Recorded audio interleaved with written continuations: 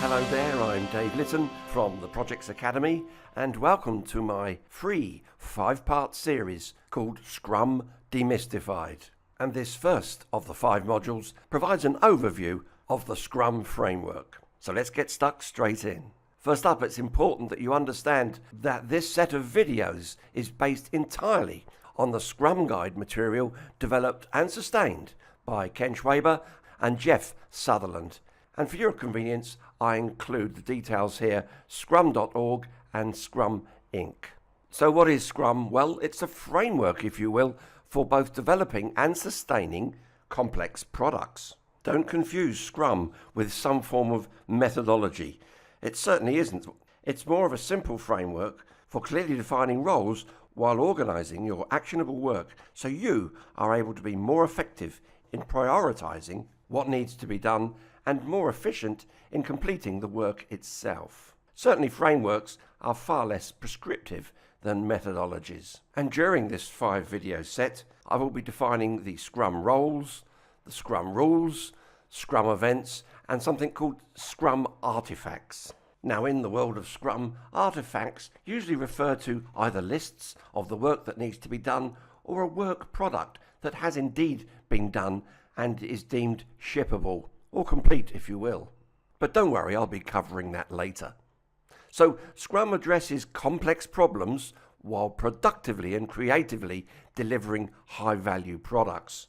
And you may already be aware that the term Scrum comes from the game of rugby, where the team would go into a huddle or a scrum, with the forwards from one side interlocking their arms, heads down, and pushing against the forwards from the opposing team, also interlocking arms and heads down. The ball is then thrown into the middle of this tightly condensed group of athletes, where every single one of them has both attacking and defending roles, and work together as a team to move the ball down the field of play. Unlike rugby, we don't use athletes here, but like rugby, Scrum in our sense also relies on talented people with varying responsibilities, all working closely together in teams towards a common goal. If there's one thing that describes Scrum, it's that it is an absolutely versatile framework. And don't run away with the idea that it's only for IT-type projects and products. And Scrum is founded on an empirical process control theory, or empiricism. And in case that's the word you've never bothered to look up, I'm about to describe it to you. But first, you need to know that Scrum is lightweight, simple to understand, yet despite that, difficult to master.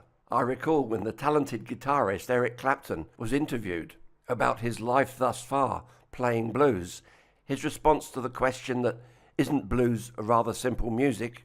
He agreed with the question and added that although he'd been playing for most of his life, he is still yet to fully master it. Sticking to Scrum, it employs an iterative and incremental approach to optimize predictability of your project outcome and also to control risk. I won't try and define exactly what that means right now, as I will in the coming slides. Although a good analogy here might be that of a sculptor, sculpting a statue out of a lump of rock or stone. You can just imagine the sculptor chiseling away, checking the results, making any adaptations or adjustments, and chiseling away some more. And referring to the point I made here, the empirical exposure model means observing or experiencing actual results, rather than simulating them based on research, for example, or some mathematical formula. The sculptor would then make decisions based on such experiences. And as you might imagine, in Scrum, you break down your project into actionable chunks and then observe your results every single step of the way. And this approach allows you to immediately make the changes necessary to keep you on the best track possible. So, as I promised, what is empiricism? Well, it asserts that knowledge comes from experience and making decisions on what is currently known. Scrum clarifies the relative efficacy of product management and development practices. And there's another name which might be helpful if I tell you it's defined as the ability to produce a desired or intended result. So let me just for a moment step outside and above Scrum and look down on it, seeing its place within projects or change management. Here I've split this into a set of preparation steps and a set of execution steps. Imagine, if you will then, starting at the beginning of some project endeavour, and stage one would be the vision. This is where the goals for the product, that's the deliverables of the project, and their alignment with the organisation's strategy. Don't worry too much about what this means for the moment, but the owner is the product owner, and the vision of where you want to go as an organisation would probably be reviewed at least annually. So for a particular project, it would adapt and align itself with your organisation's vision. Step two is to create what is often called the product roadmap. You could see that roadmap starting at preparation and ending at the execution step. So this gives a holistic view of product features that would create the product vision. Again, someone called the product owner owns it, and this would occur at least twice a year. So keeping this helicopter view picture, the next step would be release planning. Imagine it on a time frame, if you will, where you would take your highest priority features and launch them first, and then the next highest priority features launch, and so on and so forth. So release planning is the timing necessary for specific product functionality being released. So this is the high level view. Let's now dive into the world of Scrum. I'll be talking much more about this term later, but you may be thinking, what exactly is a sprint? Well, it certainly lies at the very heart of Scrum, and it has been described as a time box, if you will, typically of 1 month or less in duration, during which a quote-unquote done and potentially releasable product increment is created. However, much more of that later. Let's start at the bottom here, and you can see that stage 4, or step 4 if you will, is called sprint planning. And as you would probably guess, this is a team-based approach, and the purpose here is to establish specific iteration goals and tasks. Going back to our friend the sculptor, starting to chip away at the large block of rock. As each iteration is performed, the lump of stone, slowly but surely, iterates towards what will be the final statue or bust, whatever it is that the sculptor is making. And as you can see, who owns sprint planning? Well, it's the product owner again and the development team. You may know them as a specialist team, depending on the industry that you're working within. And this would be at the start of every sprint. Now let's imagine the sprint is underway. Stage 5 is the daily scrum. And yes, it should be done daily. And the purpose here is to establish and coordinate priorities for the day that the team needs to work on. The development team own it, and as I've said, it happens every day. Bringing us to stage 6, the so-called sprint review. And this will be a demonstration of a working product from within your sprint. Remember that a product is any deliverable, and the product owner will own this along with the development team themselves. This will occur at the end of each sprint. Immediately after the sprint review, stage 7 is the sprint retrospective, looking back, if you will, and learning from experience. So this is the team refining the environment within which they are developing products and the processes that have been used in order to optimize efficiency. The Scrum team does this, and it happens at the end of each sprint. Ultimately, that leads to the releasing the product into the operational area, and this will occur as per the release plan that was created back here. So very much a helicopter view, a very general approach. You may have seen this diagram elsewhere. It's a fairly popular way of showing exactly where Scrum fits. If, like me, you've been involved in methodologies such as Prince2, then the main bulk of Scrum would occur within the process managing product delivery, which is where the team manager and the specialist team work together to create the products. Keeping on a general overview before I get into the specifics, let's look then at the Scrum process.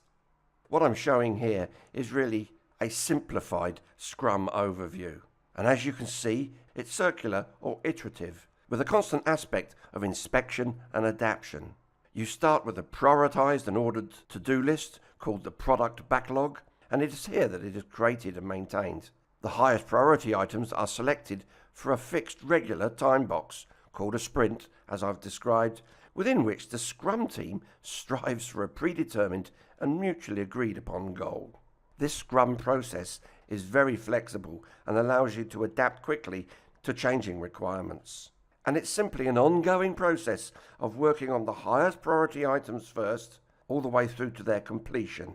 You can see here that the requirements form the product backlog, and this feeds into what's known as the sprint backlog, those prioritized products that will be used in the planning of a particular sprint. Every day you have the daily scrum, and remember, a sprint is up to 1 month or 4 weeks. The daily scrum, as it suggests, will be every 24 hours, leading to a potentially shippable product increment. What then happens is 2 steps, as you saw. The sprint review is carried out, leading to updating the requirements and reprioritizing the backlog and so on, but also a sprint retrospective. Once the sprint retrospective happens, then that is fed back again into the requirements so that any learnings can be implemented immediately for the next sprint. Now, there are 3 pillars that uphold every implementation of the empirical process model of Scrum, that of transparency, inspection, and adaptation. Let's check out each. Starting with transparency, and it requires that significant aspects of the process must be visible to those responsible for the outcome. And this is done by defining common standards so that all can share a common understanding of what is being seen. Hence the term transparency. Do you remember I mentioned the term quote unquote done? And it's important that everyone has a common understanding of what exactly doneness means in this particular instance. And that's a small example of transparency. Next up, inspection. And here, Scrum users must frequently inspect those Scrum artifacts that I described earlier, as well as inspecting progress towards the sprint goal to detect any undesirable variances. The watchword here is to identify problems early so swift and timely action can be taken to correct them. But it's important that such inspections should not be so frequent that they actually get in the way of the work itself. As in all things, a balance is needed here. So what makes a good inspection? Well, it's those that are performed diligently by skilled inspectors, independent of course, but taking place at the point of the work itself. Which brings us to the 3rd pillar, that of adaptation. And here, if that same inspection mentioned above shows that a process falls outside acceptable limits or that the product will be unacceptable, then either the process itself or the material must be adjusted as soon as possible, taking corrective action, if you will. Now, there are 4 Scrum events for inspection and adaptation. The first is called sprint planning. All of these will be dealt with in detail in a later module. But for now, this covers the work that will be performed within the sprint itself. And the sprint plan is created by the collaborative work of the entire Scrum team. Which brings us to the daily Scrum. This is typically a 15-minute time-boxed event for the development team so that they can synchronize all of the activities taking place and create a plan for the next 24 hours. Then the sprint review. This, as you learned, is held at the end of the sprint in order to inspect the increment and adapt the product backlog if needed. Bringing us to the sprint retrospective, and this is an opportunity for the Scrum team themselves to inspect itself and thereby create a plan for improvements that will be implemented in the next sprint. So let's talk about that term, the definition of done, which I've mentioned a few times. Now, everyone on the team must understand what done means, although for each team this will likely vary, coming from the principle of transparency. Now, the purpose here is that done is used to assess when work is complete on the product increment.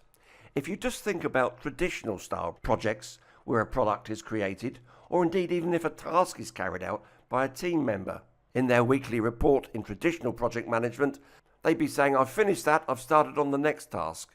Only at some point in the near future would you discover that their idea of being completed was not the same as yours.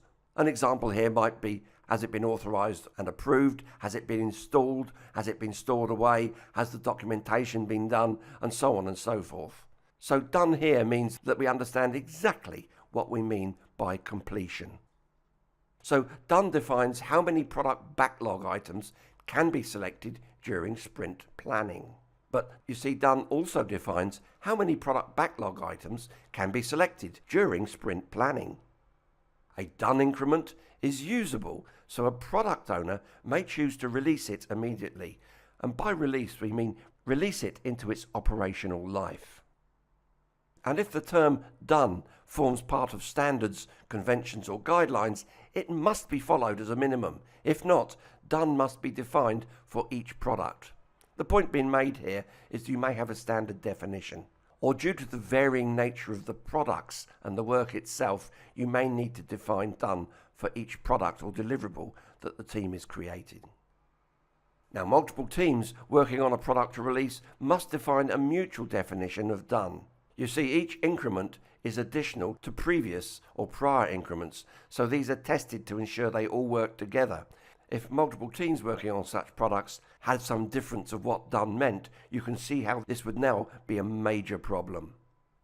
As Scrum teams mature with their experience of using it, their definitions of done will expand to include higher stringent quality criteria.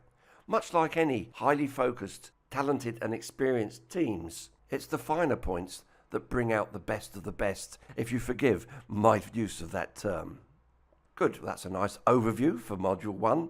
I hope you've enjoyed this small excerpt from my Prince 2 Agile training, and you and I will meet again on Module 2, where I'll be looking in detail at the Scrum team themselves. So, bye for now.